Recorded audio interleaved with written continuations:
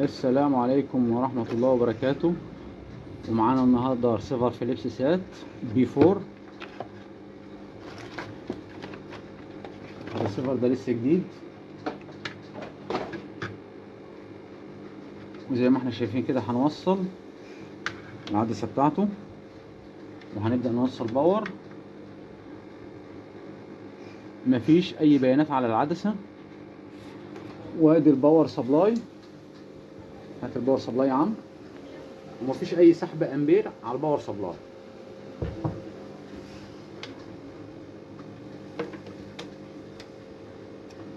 هنبدأ نفك الرسيفر ونرجع لكم تاني.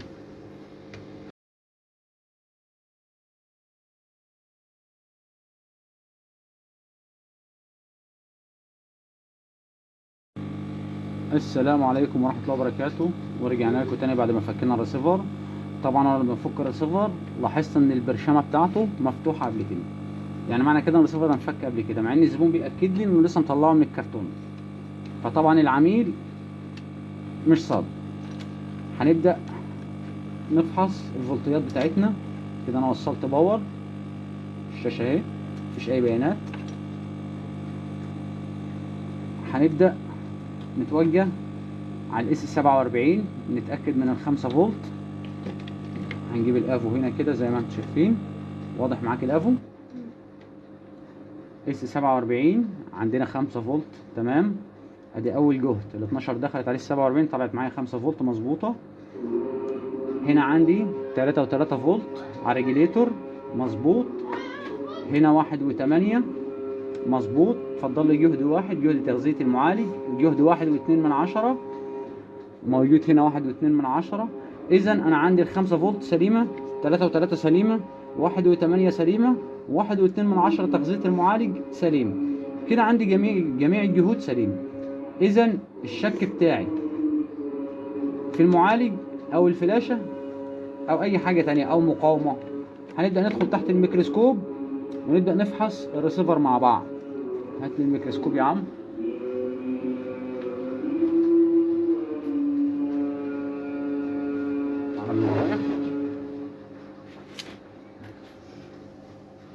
هنبدأ نمشي واحدة واحدة كده. هنا 3 و3 مظبوط. أنا ملاحظ هنا عندي حاجة، كرة تسدير أهي.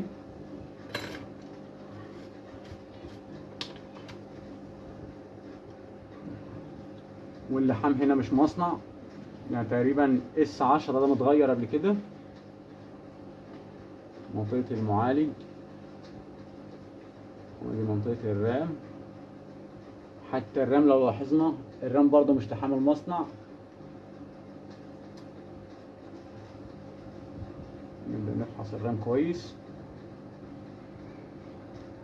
الرجول دي ملحومة تمام. شايفين؟ ادي رجل سايبة، وادي التانية، وادي التالتة. رجول الرام مش ملحومة في مكانها. شايفين الرام بتعمل ازاي؟ معنى كده ان الريسيفر ده كان فيه عطل، والعطل تقريبا كان في الاس 10 احتمال، لان العميل بيأكد لي ان هو جديد زيرو. ازاي هو مفكوك مش عارف. في الاس 10 تقريبا حد فك الرام، خلع الفلاشة. اسف، رام ايه، معلش انا اسف. خلع الفلاشة من مكانها، واحتمال كبير انه شحنها وجي يرجعها. لحم المنطقة دي كده اتلحمت، لكن الجنب التاني ما اتلحمش في مكانه. الرجول بتاعته كلها زي ما احنا شايفين كده مش ملحوم. مفيش الا ايه، الاربع رجول دول ملحومين ورجل واحده من هنا. هنبدا برضو عمليه الفحص برضو بالنظر، لان دي اهم حاجه. شغال بالاس 3 58. شغال بايه، انا اسف، الرقم ده اللي دايما ما بنحفظوش. اس 35 بي سي ان 1 ده يصير اشاره. نبص على منطقه التيونر. منطقه التيونر تمام. منطقه الاشاره برضو ما فيهاش اي مشكله. يبقى اذا احتمال كبير ان الريسيفر ما بيسحبش معايا امبير، ومش شغال معايا حاجه خالص بسبب الفلاشه. هنبدا نلحم الفلاشه ونوصل الريسيفر ونشوف هيسحب معانا امبير ولا لا.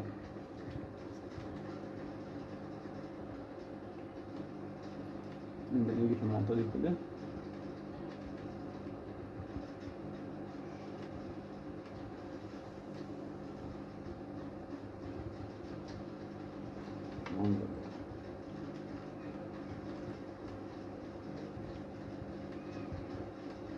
نغذي الرجل بتاعتنا كويس، وحرك برضو للجنب التاني ونتأكد ان هو ملحوم تمام.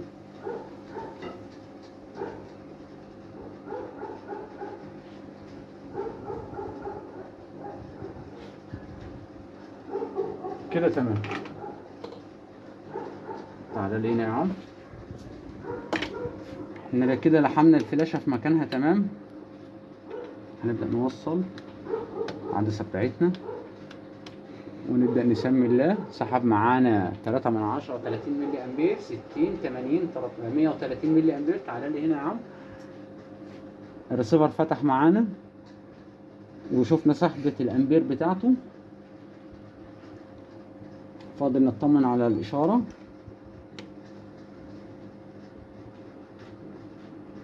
هات لي الشاشة. زي ما احنا شايفين الحمد لله الريسيفر اشتغل تاني معانا نظامي جدا. تعالى لي يا عم.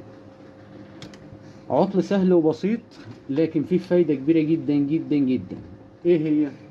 ان انا نبدأ الاول نرفع فولتياتي. اكتشفت ان فولتياتي كلها نظامية مفيش فيها اي مشكلة. هنبدأ نمشي بالنظر، وبالنظر وصلنا للمشكلة. ما تنسوناش في لايك واشتراك وتعليق. اتمنى ان الفيديو يكون مفيد. شكرا.